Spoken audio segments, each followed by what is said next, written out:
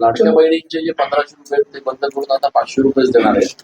नमो शेतकरी निधी म्हणून जो एक नवीन कार्यक्रम आहे त्या अंतर्गत फक्त 500 रुपये दिले जाणार. 8 लाख महिलांना अशा पद्धतीने हे पैसे दिले जाणार.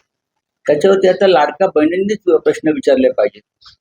ज्या लाडका बहिणींकडून 1500 रुपयांच्या बदल्यात मतं विकत घेतली तर त्या मतांची किंमत आता 500 वरती आलेली आहे, उद्या ती 0 वरती येईल.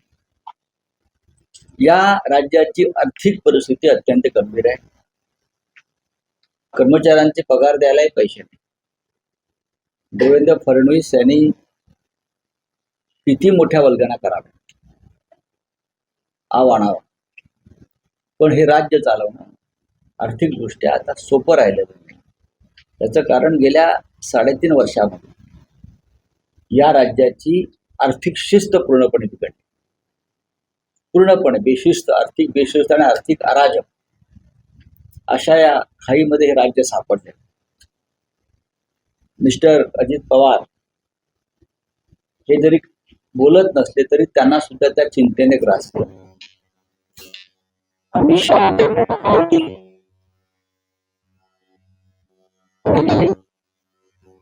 एकनाथ शिंदे की अजित पवार आमच्या फायली आणि आम्हाला निधी आमच्या फायली मंजूर करत नाही आणि आम्हाला निधी देत नाही. आम्हाला म्हणजे कोणा?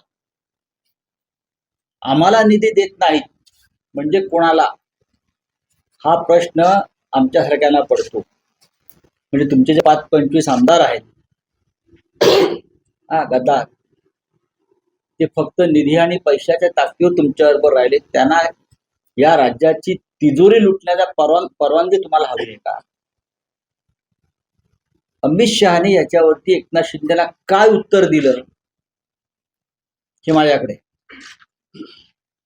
काय म्हणाले ते जर लोकांसमोर आलं तर मला असं वाटतं की या राज्याचं चित्र स्पष्ट. काय म्हणायचं काय नाही की जेव्हा अशा प्रकारे आम्हालाच निधी मिळत नाही, आम्हाला निधी मिळत नाही, हे जेव्हा त्याने ठरवून लावलं तेव्हा अमित शहाने जे दिलेलं उत्तर आहे ते फार महत्वाचं.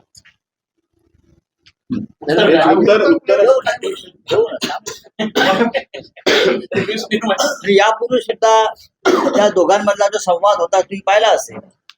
पुण्यात पहाटे झालं, तुम्ही दिलेला आणि तसाच्या तसा करा ठरलं, त्याचा कोणी इन्कार केला नाही. तुम्हाला सांगतो कोण मग? अमित शहा सांगतात की एकनाथ शिंदे दोघांमधलं बोलणं तुम्हाला नेमकं सांगतो कोण? माझं नाव संजय राऊत आहे. मी या संजय महाभारतात होता. तो सगळं चित्र डोळ्यात आणि कानात साठवून तर आम्हाला सुद्धा आमचे सुद्धा लोक आहेत ना, आणि ते महत्वाचेच लोक आहेत आणि ते उत्तर फार इंटरेस्टिंग आहे. तुम्ही ते ट्विट केलंय 1 नंबर 2 नंबर 3 नंबर ट्विट केलंय काल 3 नंबर शिंदेला दिलाय. एक कार्टून आहे ना, ते लोक आपापल्या पद्धतीनं आपल्या भूमिका मांडत असतात. एका चित्रकारांनी ती भूमिका मांडली तीच माझ्या मनामध्ये बोला. तर तुम्ही ते अमित शहाने दिलेलं उत्तर आहे किंवा अमित शहाने जी त्यांची समजूत काढलेली आहे त्यांच्या पद्धतीनं, तर तुम्ही पत्रकार म्हणून ते माहिती घ्यायचा प्रयत्न करा. तो एक दिवस तुम्हाला भाजपच्या गोटातूनच समजेल.